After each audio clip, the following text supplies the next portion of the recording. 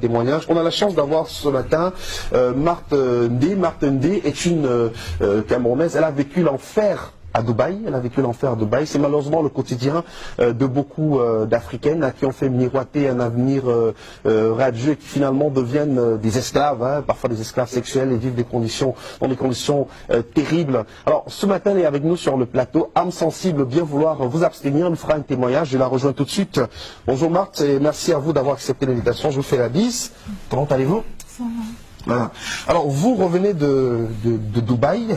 Vous êtes parti du Cameroun pour Dubaï et on vous promotait le ciel et la terre à Dubaï, mais finalement, au bout de quelques jours, tout cela s'est transformé en cauchemar. Est-ce que vous pouvez nous raconter votre histoire, Marthe? Oui, ça a commencé par quelqu'un qui m'a donné le contact d'un monsieur qui est à Dubaï, un arabe. Et c'est de là où tout a commencé. J'ai fait mes papiers et j'ai payé tout ce que il fallait pour voyager. Étant arrivé de là, le monsieur est venu me prendre et voilà où mon enfer commence. Le premier jour, il me fait comprendre d'appeler toute ma famille et convaincre ma famille que je suis bien arrivée. Je l'ai fait, mais le lendemain, c'était une autre chose. Alors, vous êtes allé à Dubaï faire quoi concrètement? Est-ce que vous avez une formation ici au Cameroun? Qu'est-ce qui vous a motivé, vous, à partir à Dubaï? Oui, c'est que je n'avais pas de travail. Et j'ai un niveau bac anglophone et j'ai fait l'hôtellerie. Et après ça, tellement je cherchais de travail, rien. Quand j'ai eu cette occasion, je me suis lancée et je partais là travailler comme secrétaire personnel au monsieur de l'arabe. Bon, arrivé là, étant là-bas, j'ai commencé à travailler pour lui, mais je me suis rendu compte que quand j'ouvrais ses mails, il était en train de dire aux filles de venir travailler pour lui. Mais ce n'était pas ce qu'on faisait. Ce qu'on faisait, c'était qu'il vendait des filles dans des maisons, comme prostituées, comme des esclaves. Surtout moi, j'avais que 2 heures de repos. Toute la journée, je dois travailler, je dois faire tout ce qu'il me demande et abuser de moi sexuellement.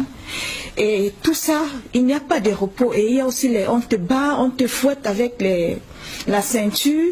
Et il y a d'autres filles que je ne voyais pas où ils partaient. Parce que quand je joue ce rôle, de les convaincre d'arriver, j'étais obligée de les faire. Et dès que cette fille arrive, on m'enferme dans une chambre. Et après, je ne sais pas où on amène toutes ces filles-là. Et c'est comme ça que la vie n'était pas facile.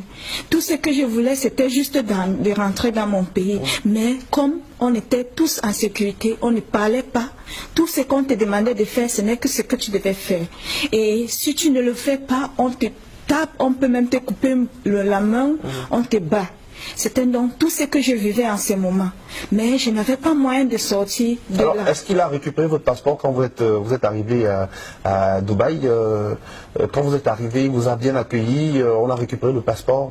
Oui, dès l'aéroport, il a pris mon passeport. C'est la première chose quand il prend, quand il vous salue. Et c'est de là qu'il m'amène à la maison. Et quand il m'a amené à la maison, le premier jour, ils m'ont présenté une chambre pour que je dorme.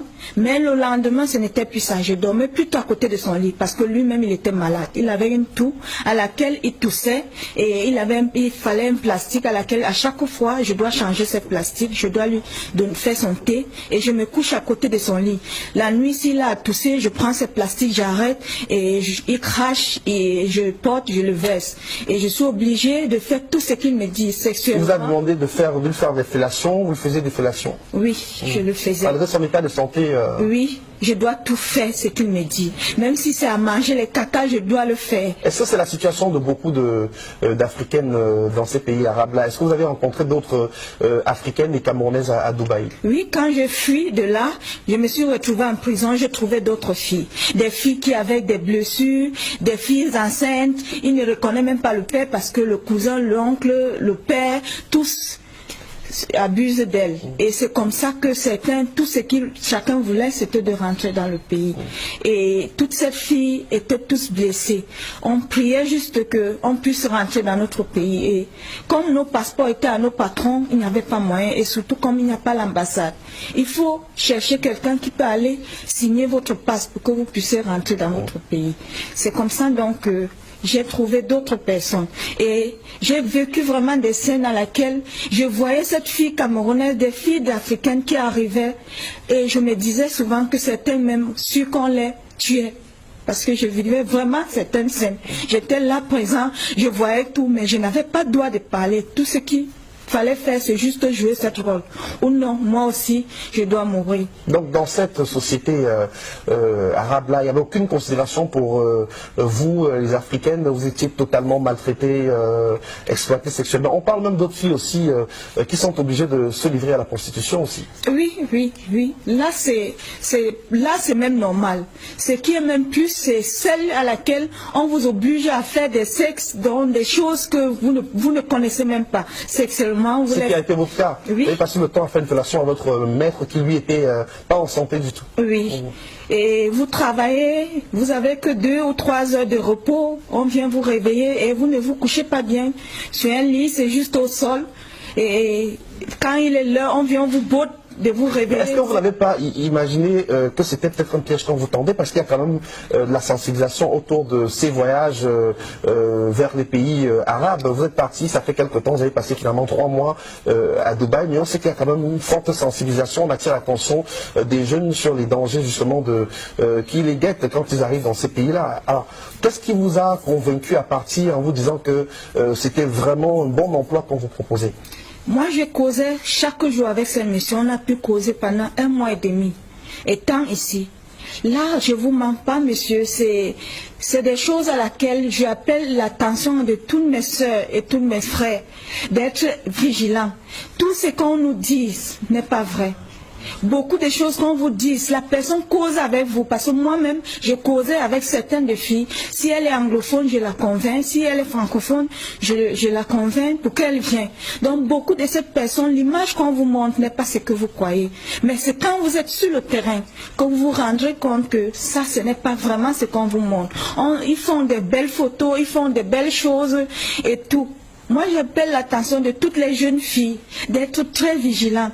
Moi, je préfère que si vous avez l'opportunité de fréquenter, rester au pays, je préfère que vous restez. Moi, surtout, j'ai tout perdu. Tout perdu, ce que j'ai investi. Je suis au pays, je n'ai pas de travail. Depuis, j'ai déposé des demandes partout, rien du tout. Je suis là. Et c'est Dieu seul qui sait comment je vis. Mais comment vous avez fait pour revenir finalement, pour vous enfuir de l'enfer de Dubaï et revenir au Cameroun? C'est par la grâce de Dieu que j'ai pu fuir, me retrouver dans une rue. Et un monsieur qui passait m'a pris et on m'a dirigé vers l'immigration. C'est là où je me suis retrouvée en prison. La prison était 1000 fois mieux que l'esclavage qu'on vivait de là. Et avec toutes d'autres filles, pas simplement l'africaine, il y a les Philippiennes, il y a d'autres pays africains, les Éthiopiens qui vivent cet enfer. En prison, on ne vous autorise pas de fumer parce que si j'avais cette opportunité de fumer, je suis sûre qu'une de nos sœurs n'acceptera pas aller dans ce pays. Mais il nous privilège de tout. On vous fuit jusqu'à vos sexes si vous n'avez pas de caméra. C'est comme ça qu'on vit là-bas. Je demande à toutes les gens de bonne volonté s'ils peuvent m'aider, même à avoir juste un travail. Vous avez quel profil? Vous avez un baccalauréat? Oui, un bac NDC Advanced Level. Advanced Level. Et j'ai aussi fait une formation en hôtellerie. Et je remercie le président de m'avoir amené ici et de me donner ce courage d'être là. Et je vous bénis tous et je demande aux jeunes filles d'être très vigilantes. De ne pas rêver, comme on l'a dit souvent, les belles paroles, mais sur place, certains n'ont pas vécu. Alors, vous avez vécu un autre traumatisme aussi, parce qu'à cause de cette situation, votre père n'a pas pu supporter et il est décédé malheureusement. Oui, oui, parce que quand j'étais en prison, il fallait que je sorte. Et il n'avait pas de moyens. Mon père, il était aussi un peu malade, mais du fait qu'il faut qu'il cherche le moyen pour me faire sortir. Et il n'y avait pas aussi le passeport. Il fallait beaucoup de prières parce que le Camerounais, je suis sûre que beaucoup de Camerounaises qui sont là-bas, qui sont enfermées, qui n'ont pas de passeport, ne reviennent plus. On vous envoie au Central Jail, c'est comme ça que vous vous retrouvez et vous vivez toutes vos années là. Si un jour on vous cherche, tant mieux, sinon toute vos vies. Ceux qui n'ont pas peur, ceux qui ont peur d'affronter la réalité et dire la vérité reste là et peut-être. Alors depuis que vous êtes revenu, est-ce que vous avez cherché à rentrer en contact avec le monsieur qui vous a fait partir à Dubaï? Je crois savoir que c'était un pasteur. Oui, le numéro ne passe plus, il n'est plus où je l'ai rencontré. Il n'est plus là. Dans tous ces contacts, dont je l'appelle, le numéro ne passe plus, je n'ai aucune nouvelle. Et le monsieur de Dubaï qui vous a maltraité, exploité sexuellement, l'arabe, vous avez cherché à rentrer en contact avec lui? Il a coupé les lignes. Il a coupé les contacts. Mais j'essaye souvent par ses emails parce que c'était pas ses emails qu'on communiquait et tout et tout.